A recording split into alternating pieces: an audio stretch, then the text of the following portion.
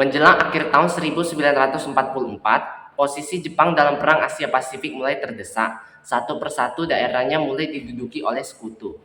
Untuk menghadapi sekutu tersebut, maka Jepang mencari dukungan kepada bangsa-bangsa yang dijajahnya dengan memberikan janji kemerdekaan. Di Indonesia, hal tersebut terrealisasikan dalam pembentukan BPUPKI pada tanggal 1 Maret 1945 dan melakukan sidang BPUPKI. BPUPKI mengadakan sidang sebanyak 2 kali. Sidang yang pertama membahas mengenai dasar negara Indonesia Merdeka dan sidang kedua mengenai rumusan Undang-Undang Dasar. Sidang BPUPKI yang pertama dilaksanakan pada tanggal 29 Mei sampai 1 Juni 1945 di Gedung Pancasila dengan ketuanya Rajiman Wedyo Diningrat. Waalaikumsalam. Saudara-saudara sekalian, terima kasih hadir di tempat ini. Pertama, saya selaku ketua akan memimpin jalannya sidang ini. Di sidang ini pertama kita akan membahas mengenai rumusan dasar negara Indonesia Merdeka. Baik, kepada Muyamin dipersilakan menyampaikan gagasannya.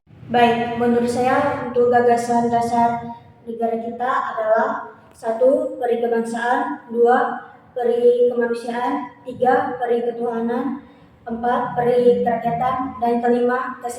Kesejahteraan rakyat. Terima kasih. Untuk Mr. Subomo, silakan. Oke, untuk gagasan dasar negara kita adalah pertama, persatuan, kedua, kekeluargaan, ketiga, keseimbangan lahir dan batin, 4. musyawarah, dan 5. keadilan rakyat. Untuk berikutnya, Insinyur Soekarno akan menyampaikan gagasannya. Baik, menurut saya gagasan yang akan saya bahas adalah yang pertama, kebangsaan Indonesia. Yang kedua, internasionalisme atau perikemanusiaan. Yang ketiga, mufakat atau demokrasi. Yang keempat, kesejahteraan sosial. Yang kelima dan yang terakhir adalah ketuhanan yang Maha Esa. Baik, cukup sampai sini sidang BPUPKI pertama kita. Terima kasih. Sampai akhir masa sidang BPUPKI yang pertama ini belum ditemukan rumusan dasar negara Indonesia Merdeka yang benar-benar tepat. Oleh karena itu, berikutnya dibentuklah panitia kecil yang beranggotakan 9 orang yang diketuai oleh Insinyur Soekarno yang dikenal dengan Panitia 9. Panitia 9 bertujuan dan memiliki tugas untuk mengolah kembali rumusan dasar negara yang sudah dikemukakan oleh ketiga tokoh tadi. Pertemuan Panitia 9 menghasilkan rumusan Piagam Jakarta yang ditandatangani dan disahkan secara bulat pada tanggal 22 Juni 1945. Setelah selesai sidang pertama BPUPKI, maka berikutnya dilanjutkan dengan sidang kedua BPUPKI pada tanggal 10-17 Juli 1945 yang membahas mengenai rancangan Undang-Undang Dasar. Sidang ini juga membahas mengenai bentuk negara, di mana mayoritas peserta sidang setuju dengan bentuk republik. Setelah itu, pada sidang kedua ini, dibentuklah panitia kecil yang beranggotakan 19 orang untuk mempercepat proses kerja sidang. Panitia ini bernama Panitia Perancang Undang-Undang Dasar yang diketuai oleh Soekarno. Lalu, panitia ini juga membentuk kembali panitia yang lebih kecil yang diketuai oleh Supomo untuk membahas mengenai batang tubuh Undang-Undang Dasar. Baiklah, sekarang kita akan melanjutkan untuk sidang BPUPKI kedua.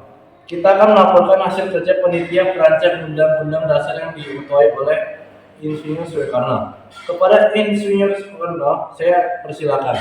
Baik, saya akan melaporkan hasil kerja panitia saya, yaitu 1. Pernyataan Indonesia Merdeka. Yang kedua, pembukaan Undang-Undang Dasar. Dan yang ketiga, batang tubuh UUD. Dengan demikian, panitia perancang UUD telah selesai melaksanakan tugasnya. Baiklah, maka dari itu BPUPKI menerima dengan membuat naskah Undang-Undang Dasar yang dibentuk panitia perancang UUD. Terima kasih.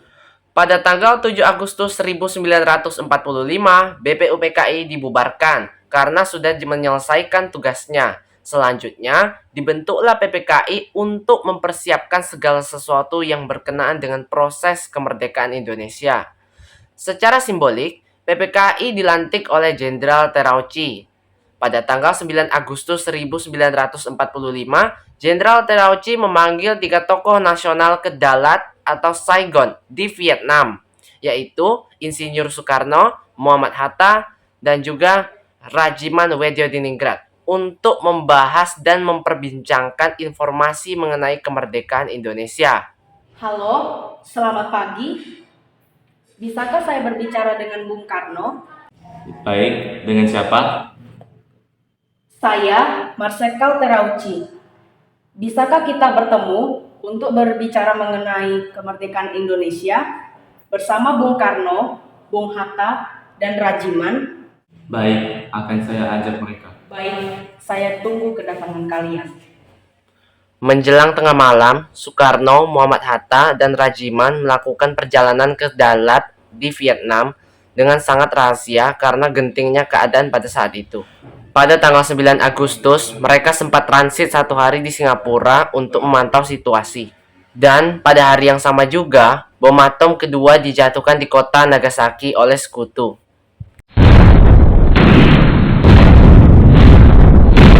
Kemudian perjalanan dilanjutkan menuju ke Saigon atau Dalat, Vietnam pada tanggal 10 sampai 11 Agustus. Akhirnya mereka sampai di rumah Jenderal Terauchi. Selamat datang. Kapan kita akan membicarakan proklamasi ini? Kita akan membicarakan proklamasi ini besok. Pada tanggal 12 Agustus, melalui Jenderal Terauchi, Jepang ingin menyampaikan kepada Soekarno, Muhammad Hatta, dan Rajiman bahwa pemerintah Jepang akan memberikan kemerdekaan kepada Indonesia. Kami sedang berada di ujung akhir. Jatuhnya bom atom di Hiroshima dan Nagasaki dan berbagai perang di Asia Timur Raya menjadi pertanda bahwa Jepang tidak akan lama lagi. Maka dari itu, Indonesia harus segera merdeka. Ini merupakan tanggung jawab Soekarno, Rajiman, Muhammad Hatta, dan anggota PPKI lainnya. Kapan Indonesia akan merdeka? Bangsa Indonesia siap merdeka. Itu janji saya. Bagaimana dengan wilayahnya? Wilayah Indonesia akan meliputi bekas Hindia Belanda. Tak lama kemudian, terdengar berita atau informasi bahwa Jepang sudah menyerah kepada sekutu melalui radio yang didengar oleh Sultan Syair. Hal ini memicu peristiwa dan mengakibatkan peristiwa Rengas Dengklok. Apa Jepang sudah menyerah terhadap sekutu? Pak, kami telah mendengar bahwa Jepang telah menyerah kepada sekutu. Ini adalah momentum yang tepat untuk memerdekakan Indonesia. Ayo segera merdekakan Indonesia. Baik, Indonesia akan merdeka. Tapi kita harus menunggu kepastian dari Jepang. Indonesia akan merdeka, tapi bukan sekarang. Tidak, Pak. Jika kita menunggu kepastian dari Jepang, maka kita akan dianggap merdeka dari pemberian Jepang. Lebih baik kita menunggu kepastian dari Jepang. Saya takut akan terjadi kembali pertempuran. Pada saat itu, terjadi perbedaan sikap dan pendapat terhadap proklamasi kemerdekaan Indonesia antara golongan muda dan golongan tua.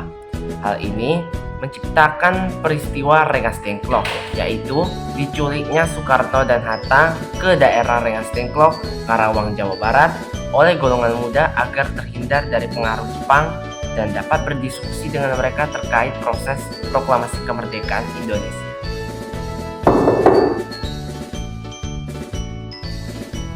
Ada apa kira? Kenapa begini? Pak, ayo ikut kami. Ada hal yang harus kami bicarakan kepada kalian. Pak, kita harus merdeka atas kehendak kita sendiri. Karena kalau kita menunggu kepastian dari Jepang, maka kita akan dianggap merdeka atas pemberian hadiah dari mereka. Jadi, apa yang kalian inginkan? Ayo Pak, kita segera melaksanakan dan menyusun proklamasi kemerdekaan Indonesia. Akhirnya, mereka pun pergi ke Jakarta untuk segera menyusun teks proklamasi kemerdekaan. Di mana kita akan melaksanakan teks proklamasi kemerdekaan Indonesia. Lebih baik kita menyusun teks proklamasi kemerdekaan di rumah Laksamana Maeda, karena di sana lebih aman. Karena PPKI adalah bentukan Jepang, maka kita harus merdeka atas kehendak kita sendiri tanpa campur tangan Jepang. Saya setuju. Bagaimana ini, Bu? Baik, adakah pendapat kalian untuk menyelesaikan masalah ini? Baik, bagaimana jika teks proklamasi ini ditandatangani oleh para hadirin sekalian? Seperti Amerika ketika menandatangani teks deklarasi. Kita harus merdeka dengan gaya kita sendiri, jangan mengikuti bangsa lain. Baik, menurut saya teks tersebut ditulis atas nama bangsa Indonesia saya. Baik, saya setuju. Bagaimana jika teks proklamasi itu ditandatangani oleh Bung Karno dan Bung Hatta atas nama bangsa Indonesia? Bagaimana para hadirin sekalian? Setuju. Saya Timeli, tolong ketik teks proklamasi dengan baik. Baik, Bu. Hingga akhirnya teks proklamasi kemerdekaan Indonesia pun selesai disusun. Dan pada tanggal 17 Agustus 1945 pukul 10 waktu Indonesia bagian Barat di Jalan Pegangsaan Timur nomor 56 Jakarta, proklamasi kemerdekaan Indonesia pun dilakukan. Proklamasi. Kami, bangsa Indonesia, dengan ini menyatakan kemerdekaan Indonesia. Hal-hal yang mengenai pemindahan kekuasaan dan lain-lain diselenggarakan dengan cara saksama dan dalam tempo yang sesingkat-singkatnya. Jakarta, 17 Agustus 1945, atas nama bangsa Indonesia, Soekarno Hatta.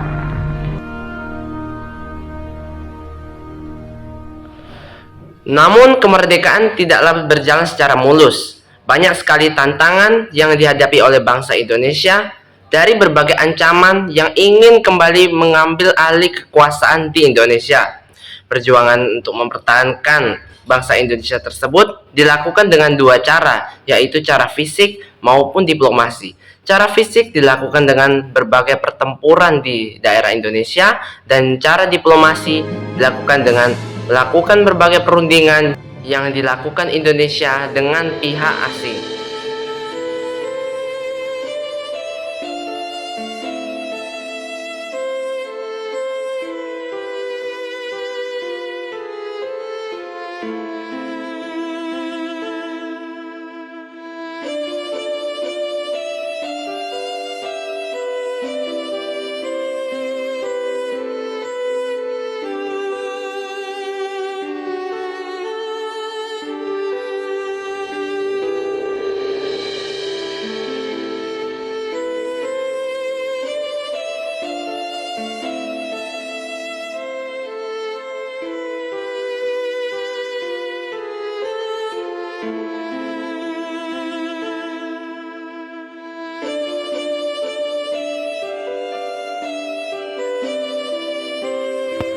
Para pejuang tidak mengenal lelah, masa demi masa dilaluinya, hingga Indonesia mengalami berbagai bentuk negara, mulai dari Republik Indonesia Serikat hingga kembali menuju Negara Kesatuan Republik Indonesia, dan sejarah masih terus berlanjut ke demokrasi parlementer, demokrasi terpimpin, hingga masa Orde Baru dan masa reformasi. Baik, inilah video yang dapat kami sampaikan dari kelompok 5. Atas perhatiannya kami ucapkan terima kasih.